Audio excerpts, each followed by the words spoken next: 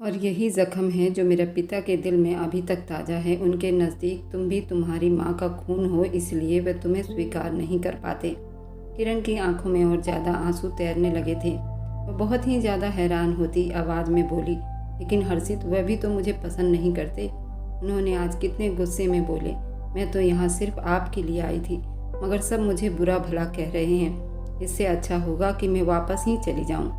भावना चौंक कर उसके तरफ मुड़ी थी। ये शब्द दोबारा अपनी जुबान पर मत लाना। अगर हर्षित भाई ने ये बात सुन ली तो वे तुम्हारे साथ बहुत बुरा व्यवहार कर सकते हैं, और पापा तो वैसे भी मौका ढूंढ रहे हैं तुम्हें बातें सुनाने का। जब तक मेरी शादी नहीं हो जाती तुम यहाँ से नहीं जा सकती हो। इस बात को अपने पल्लू से गांठ बांध लो। किरण ने सर झुका लिया था। होंठ कांप रहे थे, मगर वह चुप रही। भावना उसके चुप्पी को देखते हुए थोड़ा नरम शब्दों में बोली, अच्छा, अब रोना धोना छोड़ दो। आओ तुम बैठ जाओ, मैं तुम्हारे लिए नाश्ता बनाती हूँ, फिर अपनी गुड़िया को अपने हाथों से खिलाऊंगी। किरण ने जल्दी ना में सिर हिला दिया। नहीं दीदी, मुझे भूख नहीं है, मैं ये बर्तन धोकर ही खाऊंगी, फिर दोपहर के खाने की तैयारी कर लेती हूँ। आप बस थोड़ी मदद करवा देना। भावना ने हल्की सी झिलमिलाहट के साथ उसे डांटा। कितनी जिद्दी हो तुम। कह दिया ना कि बैठ जाओ, पहले कुछ खा लो फिर बाकी काम कर लेना। तुम्हारे बस की बात नहीं है कि भूखे पेट इतना सारा काम करो। किरण चुप से उसके हुक्म पर उसकी बात मानने लगी। वह धीरे धीरे कांपती घसीटती हुई डाइनिंग टेबल की तरफ बढ़ गई और कुर्सी पर बैठ गई।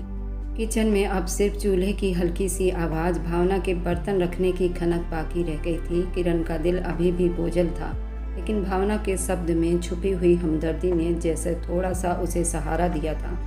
उसको अपनी माँ की बहुत याद आ रही थी, लेकिन अपने आप काफ़ी बेबस महसूस कर रही थी। वक्त तेजी से बीतते जा रहे थे। रात का सन्नाटा किचन में बिखरा हुआ था। लाइट की मध्यम रोशनी में बर्तनों की खटपट साफ सुनाई दे रही थी। किरण की आंखों में थकन और दिल में बोझ लिए कितने देर वे रसोई में खड़ी थी।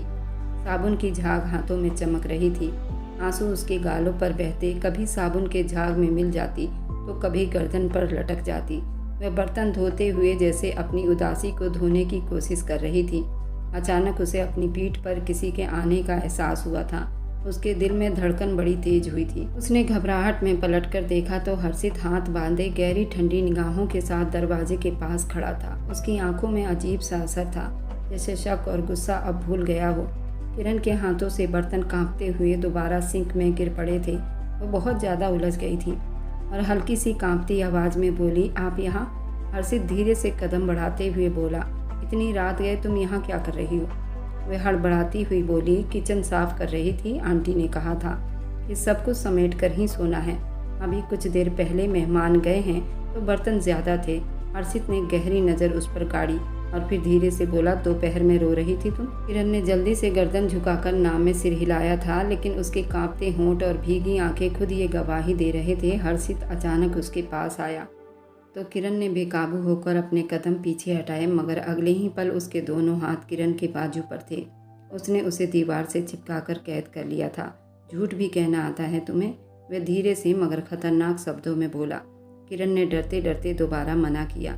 उसकी आंखों में आंसू भर आए थे। हर्षित ने अचानक उसके कमर के आसपास अपना हाथ रखा, उसे अपने नज़दीक खींच लिया। उसकी सांसों की गर्माहट किरण के चेहरे पर पड़ी तो उसके दिल का हाल उथल पुथल हो गया था। वह बोला, तुम मुझे कभी धोखा देने के बारे में ना सोचना। हर्षित की आवाज़ मध्यम हुई मगर तीखी थी। मैं रघविंदर नहीं हूँ जिसने अपने दोस्त को बड़ी आसानी से माफ़ कर दिया था। मैं हर्षित हूँ जो अपनी मंगेतर को जान से मार दूंगा अगर उसने धोखा दिया तो। किरण की आंखों से आंसू बह निकले थे। वह कांप रही थी। मगर मैं क्यों धोखा दूंगी आपको? आप तो मेरे होने वाले पति हैं। हर्षित के होंठ पर एक गुस्से की मुस्कुराहट उभरी थी। वह गुस्से से बोला, ये बात हमेशा अपने दिमाग में गांठ बांध लेना, क्योंकि जो कारनामा तुम्हारी माँ ने अंजाम दिया था उसके बाद तुम पर कोई भरोसा नहीं करता, यहाँ तक कि मैं भी नहीं। किरण की आंखों में दर्द की एक लहर बढ़ गई थी। वह कुछ कहना चाहती थी मगर शब्द उसके गले में ही अटक गए थे। हर्षित ने उसकी आंखों में झिलमिलाते आंसुओं को देखा तो अपने अंगूठे और बड़ी नरमी से उसका मुंह साफ किया था, मगर उसकी आंखों में नरमी के बजाय और गुस्सा झलक रहा था। मेरी बहन भावना का ख्याल रखना, वह धीरे से बोला, और पापा को किसी भी तरह का शिकायत का मौका मत देना, तभी तुम्हारी ज़िंदगी आसान होगी, वरना याद रखना तुम्हारी ज़िंदगी तुम पर इतना तंग कर दूंगा कि सांसें भी तुम मेरी मर्जी से लोगी। समझ आई? ये कहकर वह अचानक पीछे हटा, कमरे से बाहर निकल गया। उसके कदमों की चाप उसके दिमाग पर गूंज रही थी। पीछे किरण अपनी जगह खड़ी रह गई। आंखों से आंसू बहकर चेहरे पर बहते ही जा रहे थे। उसने हाथ के पिछले हिस्से से आंसू साफ किया, मगर दिल की घुटन और तड़प मिटा नहीं सकी। बर्तनों की खनक दोबारा सुनाई दी, लेकिन अब वह सिर्फ किचन ही नहीं, उसकी ज़िंदगी भी सफाई देते देते बीतने लगी थी। अब उसको यहाँ आए हुए पूरा 1 हफ्ता बीत चुका था। पूरे घर में खुशियों का लहर दौड़ रहा था। ढोलक की थाप, ठहाकों की गूंज, औरतों के गीतों ने हर कमरे को जैसे चमका दिया था।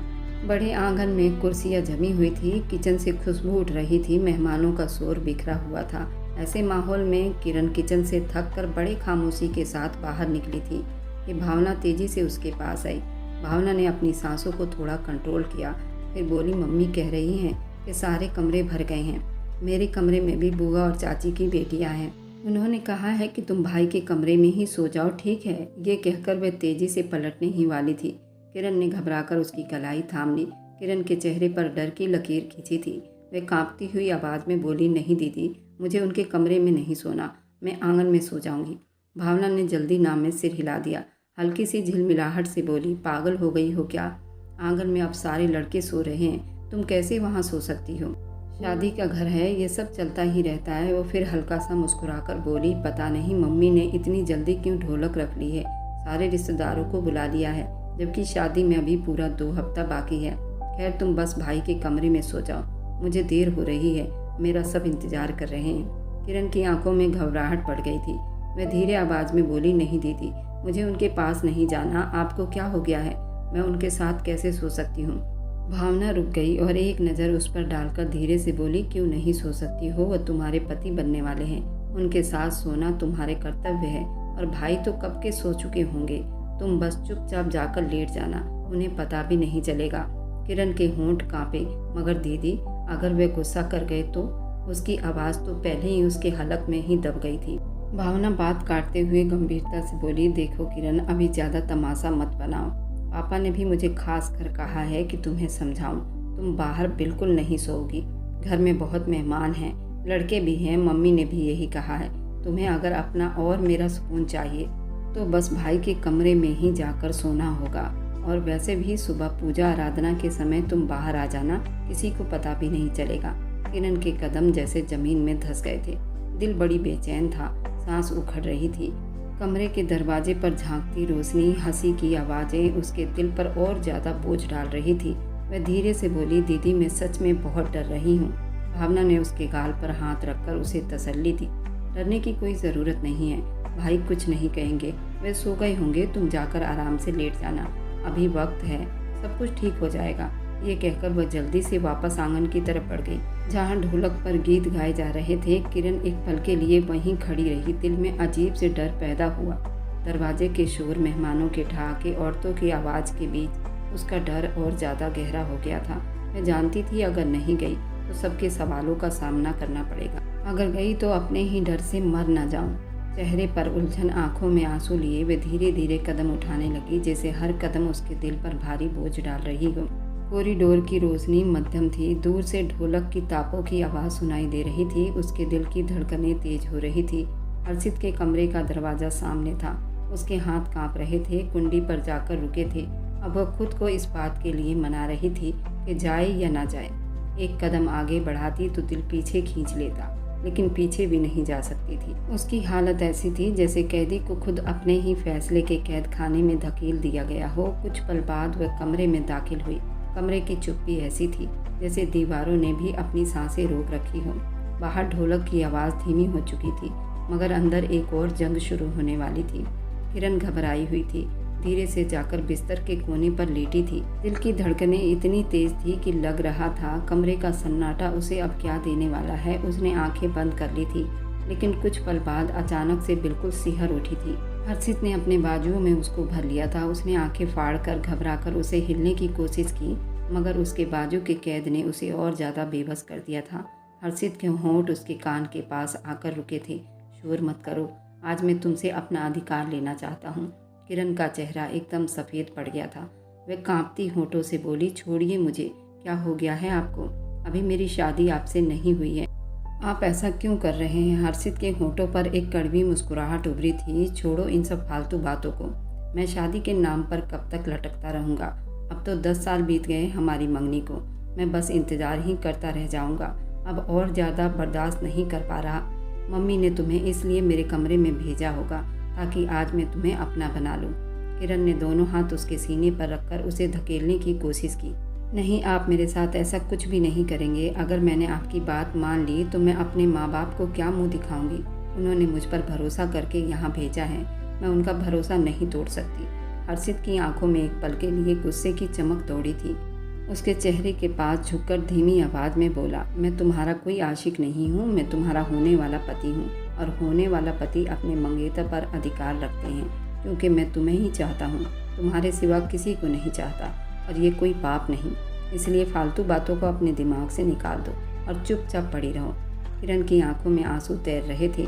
आप मेरे मंगेतर हैं इसलिए कह रही हूँ। रिश्ते भरोसे से चलते हैं, ज़बरदस्ती से नहीं चलते। हर्षित का दिमाग अब कंट्रोल से बाहर हुआ था। वह और पास आया, गुस्से में बोला, अगर इतना ही ऐतराज़ है तो तोड़ दो ये मंगनी, ताकि मैं इस रिश्ते से और इस प्यार से आज़ाद हो जाऊँ। मैं भी अकेला मोहब्बत करके परेशान हो गया हूँ और अपनी ज़िंदगी संवार सकूँ।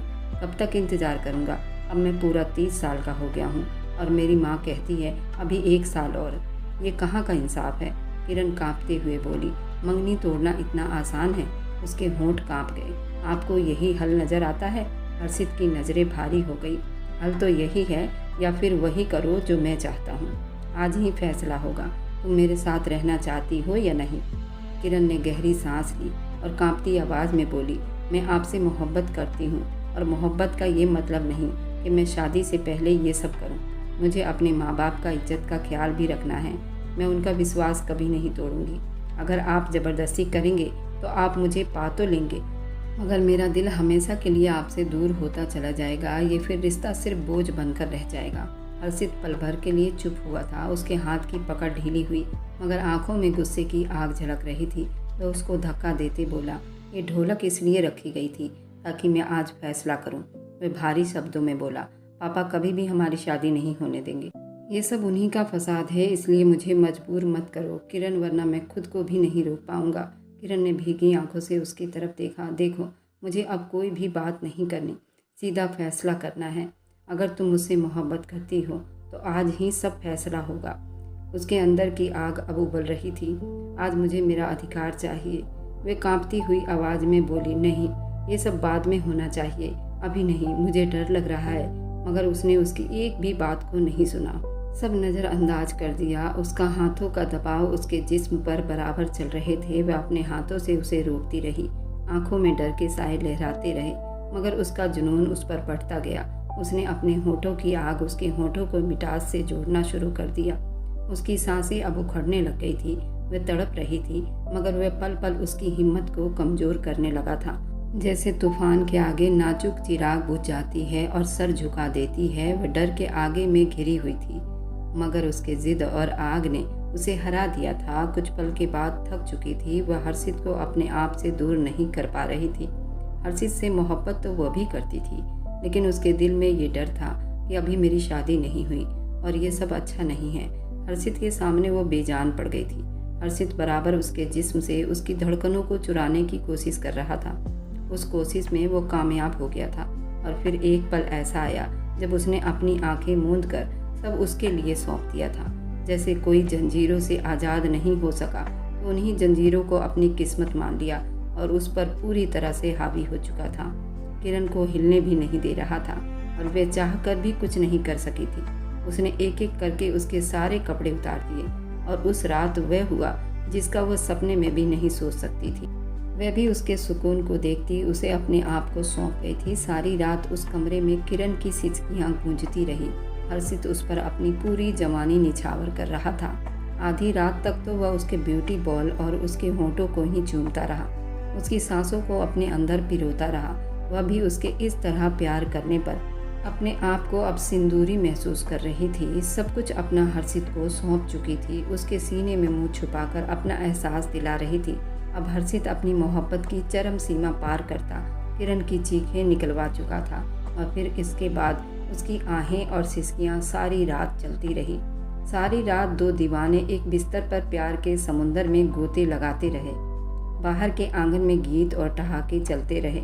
इसी तरह 2 हफ्ते बीत गए। हर रात हर्षित और किरण अपनी मोहब्बत का जाम पीते रहे।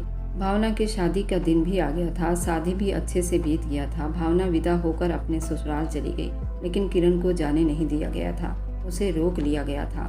भावना का मायके में 2 हफ्ते के बाद पग फेरा होना था, इसलिए किरण को रोका गया था। किरण को हर्षित के साथ सोते अब 4 हफ्ते बीत चुके थे और इस बात से सभी अनजान थे। आज आंगन में बड़ी चहल पहल थी, क्योंकि भावना मायके से आई हुई थी। आंगन में हल्की रोशनी फैली हुई थी। सभी लोग खाना खा रहे थे। हंसी चल रही थी। मेहमानों को कदमों की चाप, बर्तनों की खनखनाहट, हंसी मजाक की मध्यम आवाज़ें हवाओं में घुल रही थी। वह सारे मेहमानों को पानी के गिलास पकड़ा रही थी। चेहरे पर थकन की लकीरें दिखाई दे रही थी, मगर मेहमानों की आवभगत में उसने जरा सी कोई कसर नहीं छोड़ी थी। पूरी जिम्मेदारी से खड़ी थी। अभी उसने एक गिलास रघविंदर साहब की तरफ बढ़ाया ही था कि अचानक उसकी आंखों के सामने अंधेरा छा गया। उसके कदम लड़खड़ाए और अगले ही पल वह गिलास समेत जमीन पर गिरने ही वाली थी कि दहाड़ की आवाज़ पर सब चौंक उठे। रघविंदर के हाथ से गिलास छूटकर नीचे गिर गया। हर्षित, जो अपनी माँ के पास बैठा हुआ था, एक झटके से उठ खड़ा हुआ था। किरण को अपने बाजू में पकड़ लिया था। किरण अपने होश में नहीं लग रही थी। पलकें बंद, सांसें बेकाबू चल रही थी। उसने घबराकर उसका गाल थपथपाया था। उसके आवाज़ में कपकपाहट थी। किरण, आंखें खोलो, ये क्या हो गया तुम्हें? मगर कोई जवाब नहीं मिला। कमरा जैसे पल भर को बिल्कुल सुन हो गया था। मेहमानों की चहल पहल, निगाहों के शोर ने बस सिर्फ उसे देख रहा था। जल्दी अपनी माँ की तरफ पलटा और तेज आवाज़ में बोला, मम्मी, डॉक्टर को फ़ोन करो। अभी ये कहते ही वह उसे अपनी गोद में उठाकर सीढ़ियाँ चढ़ने लगा। कदमों में भारीपन था, आंखों में डर। कमरे का दरवाज़ा खोलकर बिस्तर पर लिटा दिया। उसकी सांसों को चेक किया, माथे पर पसीना साफ किया। वह बेचैनी से टहलने लगा था। उसके पीछे ही सारे मेहमान आ गए थे। कुछ देर के बाद डॉक्टर भी आ गई थी। कमरे में रघविंदर साहब, नीलम देवी, कुछ और रिश्तेदार मौजूद थे। सबकी नज़रें शक और परेशानी के मिले जुले रंग लिए हुए थी। उस मंजर को देख रही थी। डॉक्टर ने नब्ज चेक किया और कुछ सवाल पूछे। कुछ देर चुप्पी के बाद वह मुंह फेर कर बोला, बधाई हो, आपकी पत्नी माँ बनने वाली है। लेकिन कमरे में एकदम सन्नाटा सा छा गया। सबकी नज़रें एकदम हर्षित की तरफ उठी थी। डॉक्टर ने बात चालू रखी, वैसे ये लड़की बहुत ज़्यादा कमज़ोर है, उम्र भी इसकी कम है, इसलिए इसकी प्रेगनेंसी नाजुक हो सकती है। इसके लिए सावधानी बरतनी बहुत ज़रूरी है। सबसे ज़्यादा इसके खाने पीने का और इसके दिमागी सुकून की बहुत ज़रूरत है। ये बात डॉक्टर ने बड़ी गंभीरता से वहाँ खड़े सभी को समझा दिया था और फिर वहाँ से चली गई थी। लेकिन कमरे का माहौल और ज़्यादा भारी हो चुका था। अभी तो सिर्फ मंगनी हुई थी। सबके दिलों में एक ही सवाल था, ये कैसे मुमकिन है? रघविंदर की नज़रें कहर बरसा रही थी। वह कुछ कहने ही वाले थे कि हर्षित आगे बढ़ा। किरण के सर पर हाथ रखते हुए बोला, पापा, ये बच्चा मेरा है। भावना की पहली ढोलक की रात को मैंने उससे संबंध बना लिया था, इसलिए किसी को शक करने की ज़रूरत नहीं है। ये मेरी होने वाली पत्नी है और ये मेरा ही खून है। उसके शब्दों में बहुत ज़्यादा फिक्र दिखाई दे रही थी। कमरे में मौजूद सबके चेहरे हैरानी से खुल गए थे। रघविंदर का गुस्सा अब छुपाए नहीं छुप रहा था। वह दहाड़ा था, क्या बकवास कर रहे हो? तुम्हारा दिमाग ठीक है? शादी की रस्में, परिवार की जिद, ये सब क्या मजाक है तुम्हारे लिए? हर्षित ने उनके तरफ देखा मगर नरम शब्दों में कहा, पापा प्लीज़ थोड़ा धीरे बोलें, सारे मेहमान सुन रहे हैं और किरण भी सो रही है। ये बहुत कमज़ोर है। आपका ऐसे गुस्सा करना इसके दिमाग पर असर डाल सकता है। कल सुबह बैठकर सभी बात कर लेंगे, लेकिन अभी के लिए आप सब आराम करो। मैं अपनी किरण के पास रहना चाहता हूँ। अपने शब्द में नरमी रखकर कह रहा था, लेकिन शब्दों के पीछे एक फैसला ले चुका था। रविंदर गुस्से से उस कमरे से निकल आया था। नीलम देवी ने अपने होंठ पर एक हल्की सी मुस्कुराहट दबाई, जैसे कोई बरसों की इच्छा पूरी हो गई हो। हर्षित ने पलटकर किरण की तरफ देखा, उसके माथे पर हाथ रखा, धीरे से बोला, अब तुम अकेली नहीं हो, मैं हूँ और हमारे बीच आने वाला ये नन्ही सी जान भी है। कमरे में बिल्कुल सन्नाटा सा छाया हुआ था, मगर वह सन्नाटा एक नई कहानी सुना रही थी। पूरी रात उसके पास बैठा रहा। अगली सुबह का सूरज निकल चुका था। कमरे की हवा भारी हो रही थी, जैसे हवा भी सांस रोक कर चल रही हो। किरण बिस्तर के किनारे पर बैठी थी, उंगलियां बार बार दुपट्टे के पल्लू में छुपा रही थी। उसके दिल में डर और उलझन के तूफान उठ रहे थे। सुबह दरवाजे के पास कदम नहीं रख सकी थी। उसे लग रहा था जैसे सबकी निगाहें उस पर उठ रही है, सब उसे कुचल डालेंगे। ये खबर कि वो प्रेग्नेंट हो चुकी है, वह भी बिना शादी किए। उसे अंदर से तोड़ रही थी। आंखों के सामने अंधेरा छाया हुआ था। कभी सोचती मैं भाग जाऊं, कभी सोचती सब कुछ खत्म कर दूं। कुछ पल ही बीते थे। कमरे का दरवाज़ा धीरे से खुला। हर्षित बड़े तसल्ली भरे कदमों के साथ अंदर आया। उसके चेहरे पर वही गहरी गंभीरता दिखाई दे रही थी जो किरण को और घबराहट दे रही थी। वह झट से खड़ी हो गई, जैसे कोई जुर्म करते हुए पकड़ी गई हो। दिल की धड़कन उसके गले में ही अटकने लगी थी। बाहर तुम्हारे माता पिता आए हैं, हर्षित ठहरे हुए शब्दों में बोला। अब बैठकर वे लोग शादी की बातें करेंगे, लेकिन तुम्हें भी अपना फैसला मेरे हक में देना होगा। किरण ने आंखें फैलाए, हैरानी से और डर के साथ बोली, कैसा फैसला? उसकी आवाज़ कांप रही थी। मैंने आपको कहा था ना ये सब मत करो। अब देख लिया ना आपने जुनून का नतीजा। मेरी ज़िंदगी बर्बाद हो जाएगी। हर्षित वह एकदम उसके पास आया। आंखों में अजीब सा डर और साथ में नरमी का मिला जुला रंग रूप था। यही नतीजा तो मैं चाहता था, मजबूत शब्दों में बोला, और यही मेरी माँ चाहती थी। इसलिए मैं तुम्हारे पास जानबूझकर आया था। किरण के कदम जैसे ज़मीन में ही जम गए थे। उसके हाथ कांप रहे थे। क्या मतलब? आपने जानबूझकर? हर्षित ने अचानक उसके दोनों हाथ थाम लिए, उसे अपनी पकड़ के कैद में कर लिया। किरण के दिल की धड़कनें और तेज हो गई। उसने अपना चेहरा उसके पास लाकर धीरे से कहा, मतलब ये कि मैं तुमसे मोहब्बत करता हूँ। किरण, मंगनी के बीते 10 साल हो चुके हैं। उन 10 सालों में मैं बहुत परेशान हूँ। तुम्हें हर पल याद करता हूँ। तुम मेरी मंगेतर हो, मेरी पत्नी बनने वाली हो। लेकिन मैंने कभी ये शब्द नहीं कहे, क्योंकि मैं चाहता था कि ये सब मैं अपने शादी के बाद करूँगा। किरण की आंखों में हैरानी के आंसू झिलमिलाने लगे। तो फिर ये सब अचानक क्यों? हर्षित ने गहरी सांस ली। उसके चेहरे पर साया सा उतर आया था। क्योंकि मेरे पापा का इरादा कुछ और ही था। तुम्हें पता है, तुम्हारी माँ की वजह से मेरे पापा की गाँव में कितनी बदनामी हुई थी। जिस घर से मेरे पापा की लड़ाई हुई थी, तुम्हारे पापा ने उसी घर की लड़की से लव मैरिज कर ली थी।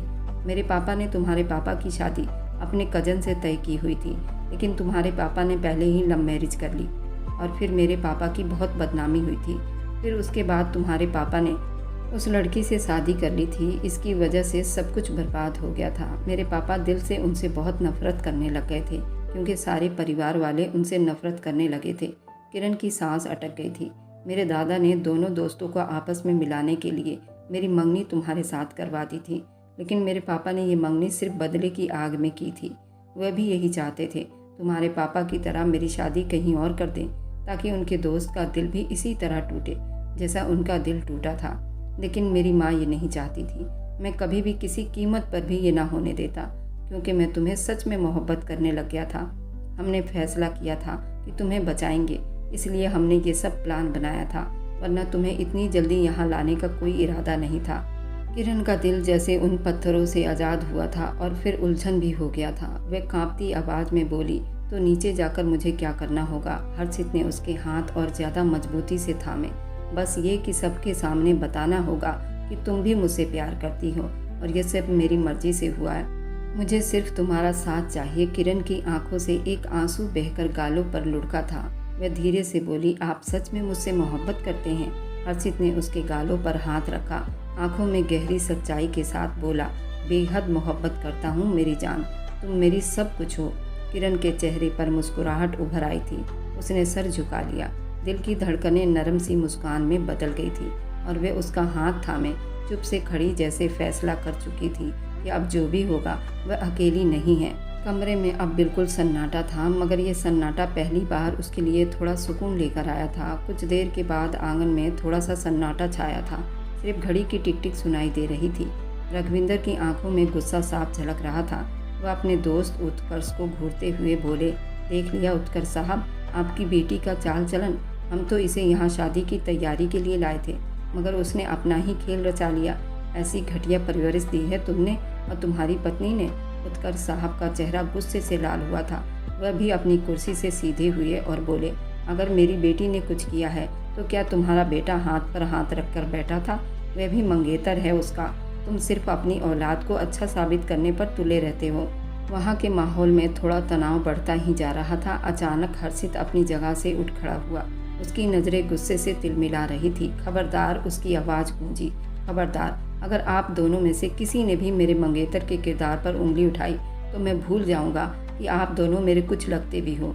ये मामला हम दोनों के बीच का है।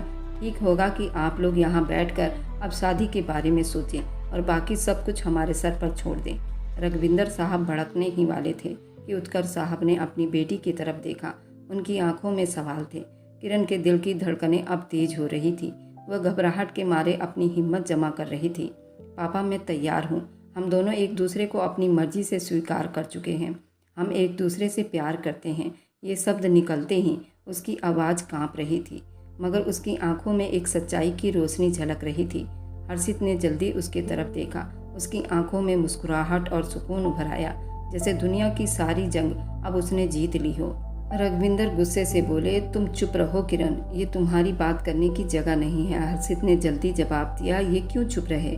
वह इस रिश्ते का हिस्सा है, उसका पूरा अधिकार है। वह बोले कि पापा, आप भी हो सके अब अपने गुस्से को ठंडा कर लो। अपनी औलाद के साथ ऐसा जुल्म करने चले हो? पापा, आप चाहते हो मैं उससे शादी ना करूं? रघविंदर साहब पल भर के लिए चुप हो गए। उनके चेहरे पर गुस्सा साफ दिखाई दे रहा था। हर्षित अपना शब्द नरम करते हुए मगर मजबूती से बोला, मैं अपनी मंगेतर के साथ बहुत खुश हूँ। हमारी शादी जल्दी होनी चाहिए और रिसेप्शन भी बहुत जल्द करूँगा। मेरी पत्नी की तबीयत कमज़ोर है, उसको आराम की बहुत ज़रूरत है। मैं किसी को परमिशन नहीं दूंगा कि उसे दिमागी तौर पर कोई भी परेशान करे, इसलिए मैं उसे लेकर अब फ्लैट में जा रहा हूँ। रघविंदर का गुस्सा दोबारा भड़का, पागल हो गए हो तुम? कहीं नहीं जाओगे, यहीं रहोगे हमारे साथ। हर्षित ने एक गहरी सांस ली, आंखों में गुस्से के साथ बोला, अगर चाहते हो कि मैं यहीं रहूं तो फिर मेरी होने वाली पत्नी को दिल से स्वीकार करो, उसकी इज्जत करो, उसके साथ खड़े रहो, वरना हम अलग हो जाएंगे। ये शब्द आंगन में हथौड़े की तरह गूंज रहे थे। रघविंदर चुप हो गए थे। उनके चेहरे पर गुस्सा धीरे धीरे पिघलने लगा था। वे अपने बेटे को बहुत अच्छी तरह से जानते थे। वे जो कहता था वह करके दिखाता था। उत्कर्ष साहब के आंखों में भी अब प्यार उतर आया था। अपनी बेटी के साथ उसके पति को देखकर पल भर के बाद जैसे बरसों की घमंड दुश्मनी टूट गई हो। दोनों दोस्त एक दूसरे के तरफ बढ़े और गले लगा लिए। किरण की आंखों से आंसू बह निकले थे। वह रोते हुए हर्षित की तरफ देखने लगी। हर्षित आगे बढ़ा, उसका हाथ अपने हाथ में लिया। उसकी मुस्कुराहट में मोहब्बत और विश्वास झलक रहा था। अब सब ठीक हो जाएगा, वह धीरे से बोला। किरण ने मुस्कुराहट से सर झुका लिया। दोनों के हाथ जुड़े हुए थे। दिल तसल्ली में था और हवाओं में एक सुकून सा फैला हुआ था। कमरे का माहौल जो पल में नफरत और घमंड में भरा हुआ था, अब मोहब्बत ही मोहब्बत दिखाई दे रहा था। बेशक बीते हुए कल से इंसान को बहुत कुछ सीखना चाहिए, उसे निकाल कर बाहर करना चाहिए। इस कहानी में वे दोनों आपस में मोहब्बत करते थे तो बात ठीक थी, लेकिन आप लोग ऐसा कभी ना करें। अपने बच्चों को अपने साथ रखें। अगर उनकी मर्जी है शादी करके वह अलग रहना चाहते हैं तो रह सकते हैं, लेकिन जहाँ प्यार ना हो और अपनी बच्ची को इसलिए भेजा जाए ताकि वह उससे प्यार करने लग जाए, तो यहाँ आप सिर्फ एक क्राइम का ही उम्मीद कर सकती हैं। तुम्हारी बेटी के साथ कुछ भी हो सकता है, तो आप ऐसा हरगिज ना करें। और मेरी वीडियो आप लोग जहाँ कहीं से भी देखते हैं, कमेंट में अपने शहर और राज्य का नाम ज़रूर बताइए। मुझे आप लोगों के कमेंट पढ़ने में बहुत आनंद आता है और उन सभी का मैं बहुत बहुत धन्यवाद करना चाहती हूँ जो लोग मेरी वीडियो को देखते हैं, लाइक करते हैं और शेयर करते हैं। अगर आपको आज की कहानी पसंद आई है तो वीडियो को ज़रूर लाइक कीजिएगा, अपने दोस्तों के साथ शेयर भी कीजिएगा। और हाँ, अगर आपने अभी तक हमारे चैनल को सब्सक्राइब नहीं किया है तो ज़रूर सब्सक्राइब कर लें। मिलते हैं हम अपनी कल की एक और नई दिलचस्प कहानी के साथ। मुझ पर सदा अपना प्यार और स्नेह बनाए रखें। सभी को मेरा प्यार भरा नमस्कार दोस्तों। खुश रहें, स्वस्थ रहें, मस्त रहें।